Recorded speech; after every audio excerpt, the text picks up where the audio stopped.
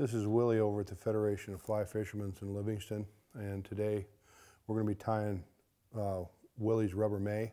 It's tied on a Dairiki 060 size 12 tonight, just so we can tie it clear down to 18s.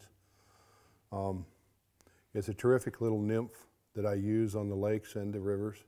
Works also good in the spring creeks. Anytime there's mayflies around, and you can tie it in any color you want. It's extremely durable.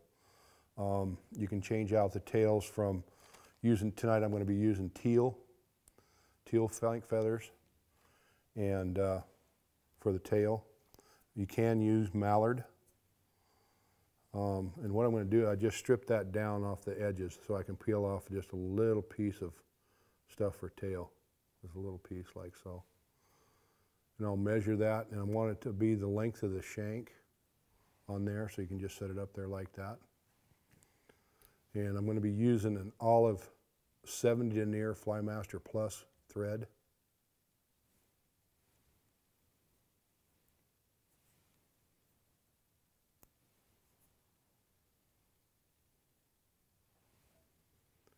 And we're just going to tie that in. Now, most mayflies are very slender in their bodies. They're tapered. And what I'm going to be doing is I'm using Flexi Floss in a rusty olive. That's one part. And the other one is actually a sand or light brown Flexi Floss. Once you get used to tying this pattern, it goes really, really fast. It takes a little while to get used to tying it. You want to keep the light color to the far side of you when you tie it in. So it's side by side, like so. You're going to tie it in right at the thorax. Just make a nice loose loop there. And then I want you to tie it down nice and tight. And when you start to do this, I want you to pull that Flexi Floss really tight all the way back so it's really stretched. And what that'll do is it helps keep away the bulk, and it gives you a tapered body. And then just bring your thread back forward like so. Once you get there, all you're going to do is simply take those, you haven't changed positions, all you're doing is changing it like this, and you start to wrap around. What it does is it creates a segmented body that is very thin and very colorful as far as the segmentation. It's a very nice, even look to it. You're going to tie that all the way into the thorax, and then you're going to tie it off. Tie off those two materials.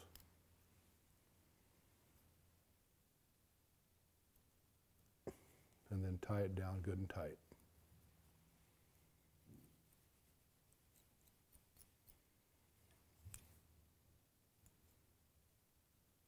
Next, you're going to tie in some pearl mylar. Comes on a spool like so.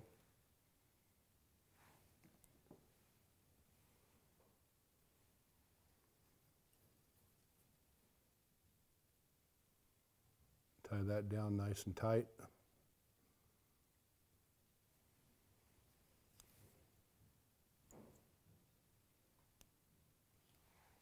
Next, we're going to add some different UVs depending on the bug that you're trying to create. Tonight, we're going to be using Calabatus UV, which is a nice little gray, real sparkly type of dubbing. And we're going to use a single strand method in that just to build up the thorax.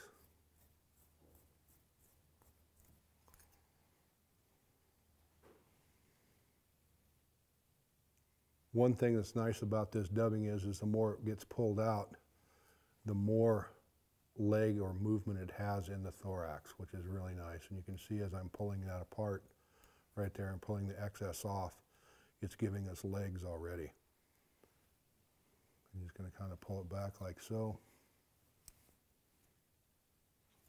It's a nice, simple little pattern that I like to keep in my box. And I borrowed some hackle here from a friend of mine. And then just use one little feather off of it, a little grizzly hackle.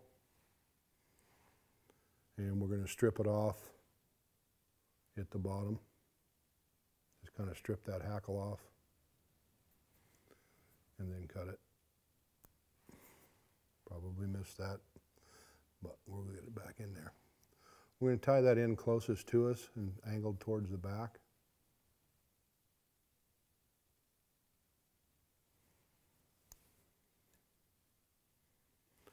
And we're only going to use about 2 wraps of hackle on there, depending on what you like and what you're seeing. Right up in the front. About 2.5 wraps.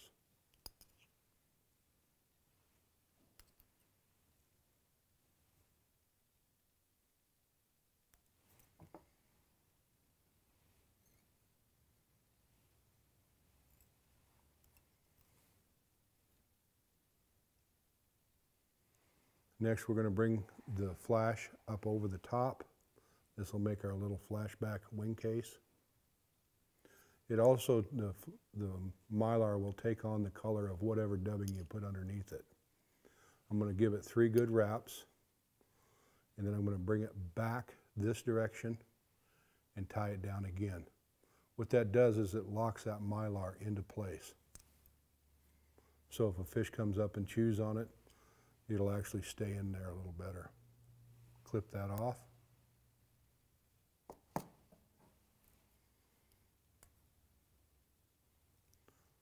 Tie in with a whip finish.